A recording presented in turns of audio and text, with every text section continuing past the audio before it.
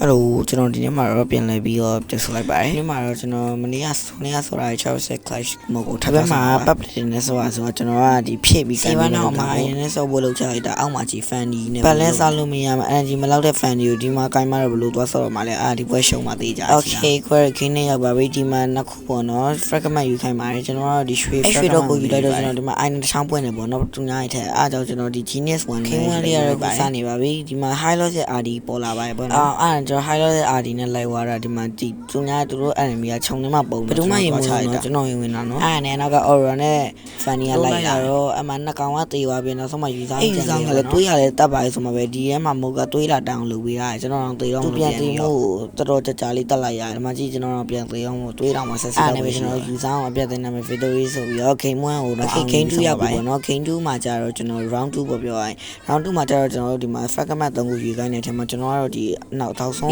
ဒီမှာ international ဆက်တယ်ဆိုတာ enemy ကမေ့တွေပါတယ်ပေါ့နော်ဥမာဒီမှာကြည့်ပါလား asma နောက်ခုလည်းကျွန်တော်တို့ဘက်ကရှုံးနေပါတယ်ဒီမှာ hacker ကြီးက RD ချရတယ်အဲ့ဒါကျွန်တော်တို့ဒီဘလုံးမှလည်းမထိန်နိုင်တော့ဘဲကျွန်တော်ကိုလည်း live ဖန်တာကျွန်တော်လည်းပြည့်ကြည့်နေပါတယ်ဒါပေမဲ့လည်းမရဘူးပေါ့နော် round 2ကတော့ရှုံးရပါတယ်ကျွန်တော်တို့ fragment နှစ်ခုယူတော့သူပြထားတဲ့ဒီ magic ဟာပေါ့ဒီ magic တစ်ဖက်ဗီဒီယိုမှာပြောရတဲ့အတိုင်းပဲ fragment ကိုတေးသေးချာချာယူပါပေါ့နော်အဲ့ဒါကပွဲတစ်ပွဲရဲ့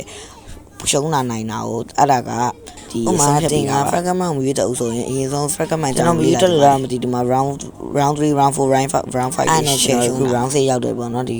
မှာဆို save lane လေးယူပြီးတော့ဒီကျွန်တော်ဘာယူရမလဲဆိုတော့ဒီဘက်တိုင်နေမှာယူပြီးကွာအမှန်တကယ်လဲဆိုကျွန်တော်တို့ enemy 3ယောက်ကိုကျွန်တော် RD တစ်ခါလဲအဲ့လောက်ထိအဆင်ပြေနေလားမပြေလားဆိုတာအောက်လိုက်တာကိုအဲ့ alright ရမလိုက်လာဘူး funny ကလိုက်လာပါတယ်ဒါပေမဲ့သူကဘာမှမလုပ်နိုင်တာ energy နဲ့ပဲ round 6ကိုရှုံးရပါတယ်အဲ့နဲ့ကျွန်တော်တို့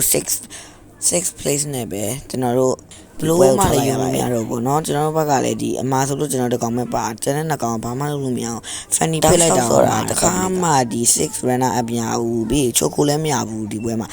အားနဲ့ဘလို့များချိုကိုရောက်ရပဲဟုတ်ပြန်ပြေးနေ public က2ယောက်ကဆေးလာဒါပေမဲ့လည်း AC bar run မဟုတ်တဲ့အတွက်ကြောင့်ဖြစ်တဲ့ကေဟိုလာနေချီချီကီ event မှာကျွန်တော်ဒီနေ့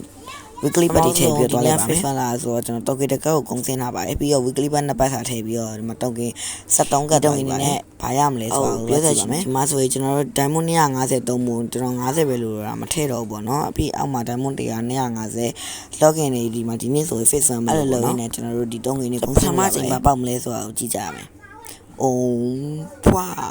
ဘာပေါက်မလဲဆိုတော့မပေါ်တာမစိုးလို့ရအောင်ပေါ့နော်ကျွန်တော်ဘော်ဒါကိုတော်တော်လိုချင်တာအဲ့ဒုတိယအချိန်မှာကျတော့ကျွန်တော်ဒီမှာ emoji ပေါက်သွားတယ်ပေါ့နော်ကြော်ဖို့မိခဲ့တယ်တော့ဒီမှာဒီတိုင်းပဲကြည့်လိုက်အောင်နောက်မှဆိုတော့ကောင်းလဲတော့ဒီမှာ coin ပေါက်ပါတယ်အဲ့ဒီအချိန်မှာကျွန်တော်ဒီမှာထက်လဲလိုက်တော့ဒီ coin 20လားမသိပေါက်သွားတယ်ပေါ့နော်ကျွန်တော်ဒီ event ကိုလဲတာကျတော့ကျွန်တော်ဒီ record တွေဘာပေါက်မလားလို့စဉ်းစားပေါ့နော် second ပေါက်ရင်လည်းပေါက်ပေါ့နော်မလောက်ဘူးမှန်းသိရပေါ့နော်